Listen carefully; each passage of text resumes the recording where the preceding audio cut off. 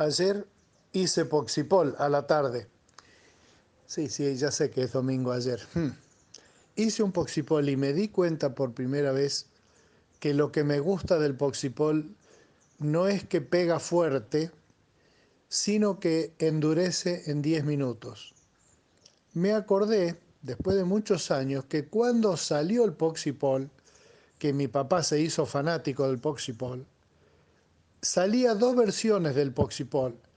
Una versión común, el Poxipol común, estaba el metal, que era gris, y el transparente, que salió al poquito tiempo. La resina epoxi, la que se mezcla dos componentes y se endurece. Pero el común demoraba un rato largo en endurecer.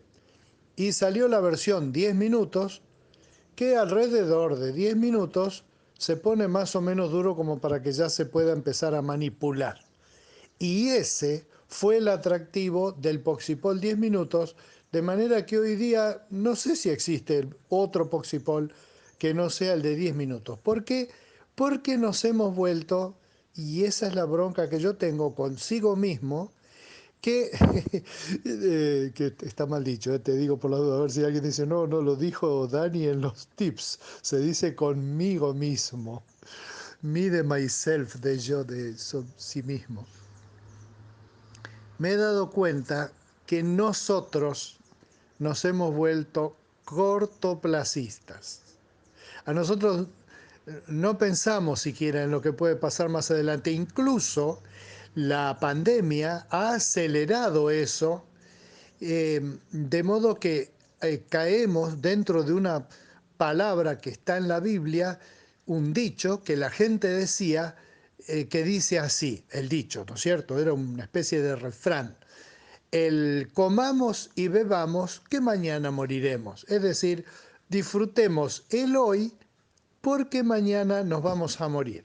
Entonces, cuando hay una cosa así como el peligro atómico o una pandemia en el que se nos presenta más clara la idea de que podemos morir y se termina la vida en cualquier momento, nos hace más cortoplacistas todavía. Es interesante, y fue muy lindo para mí cuando descubrí eso en el seminario, que en la Biblia, en el griego en el que se escribió el Nuevo Testamento, hay dos palabras para las que nosotros usamos tiempo. En realidad, nosotros usamos la palabra tiempo para tres usos todavía. Por ejemplo, decimos tiempo para el tiempo climático. Decimos, ay, ¿cómo estará el tiempo mañana? Ese es un uso de la palabra tiempo. La otra es, uy, ¿cómo pasa el tiempo? Que nos referimos a la palabra que se refiere al tiempo en el sentido de el devenir, la sucesión de eventos que constituye el propiamente dicha el tiempo. Esa es la palabra griega cronos, de donde viene la palabra cronología o cronómetro, del griego medir el tiempo. Es el tiempo, el tic del reloj de antes.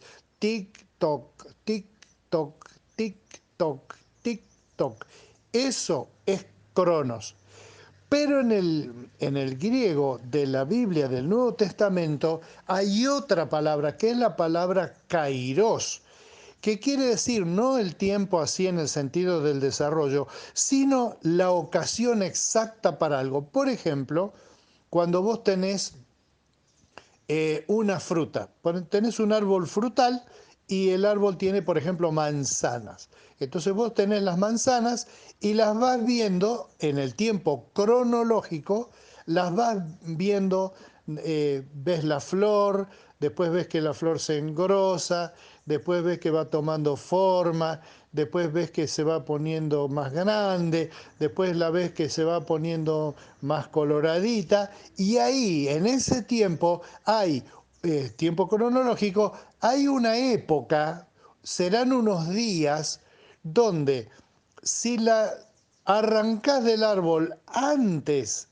la manzana está, como decimos habitualmente, verde. El sabor es amargo, los azúcares de la manzana todavía no se desarrollaron y no la podés comer.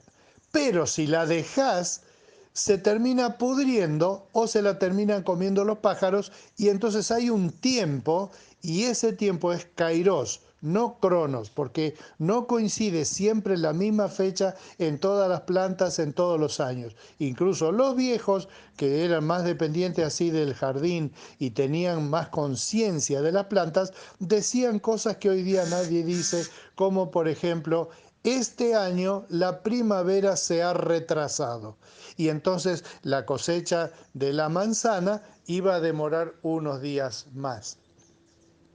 No solo que en nuestra vida manejamos algún tiempo, distintos tiempos cronológicos, sino que manejamos distintos tiempos. Por ejemplo, nosotros tenemos eh, el tiempo, el tiempo de la escritura, por decir de una forma. Cuando nacemos, vamos cumpliendo la edad cronológica, nacemos, cumplimos un año, cumplimos 2 años, cumplimos 3 años, cumplimos 4 años y así.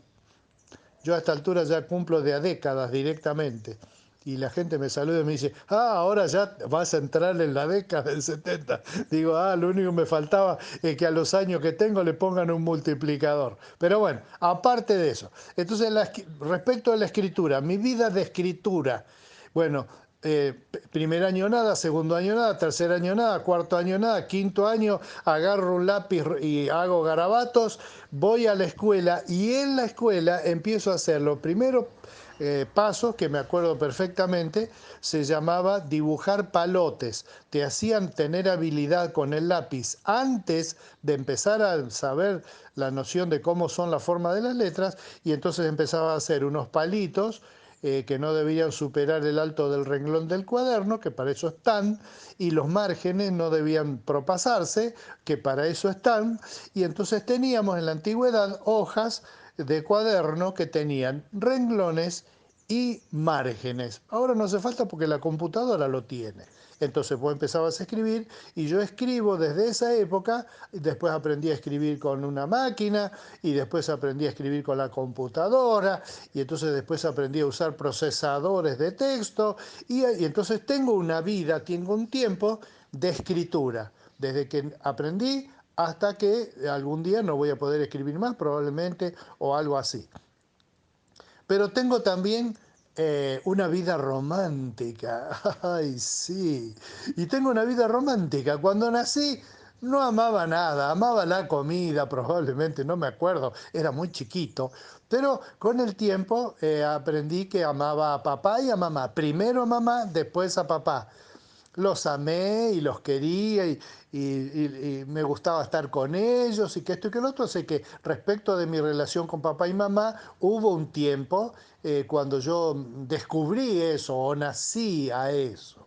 Y eso fue evolucionando toda mi vida y mi vida de amor, digamos, fue primero con papá y mamá, eh, a los 40 años más o menos con mis hermanos, Alberto y Héctor, y así hasta el día de hoy que eso ha ido creciendo, gracias a Dios. Pero cuando tenía 8 o 9 años, conocí una gringuita no sé, en ese momento no sabía qué, pero que sí, que sí. Y entonces ahí me di cuenta que me podía enamorar de una personita del sexo opuesto y que así pensaba en ella y que esto y que lo otro. Y eso también tuvo sus evoluciones hasta que ahora me han pasado tantos años, pero a esa vida romántica, si vos querés, nací como a los 9 años y todavía no he muerto. No he muerto, pero estoy bastante golpeado. Las nieves del tiempo platearon mi sien. ¿Te das cuenta dónde voy? En la Biblia hay objetivos de madurez y objetivos a corto, mediano y largo plazo. Y nosotros que somos cortoplacistas queremos ir a una iglesia donde el cartel que está en la entrada diga pare de sufrir, porque pare de sufrir es ya.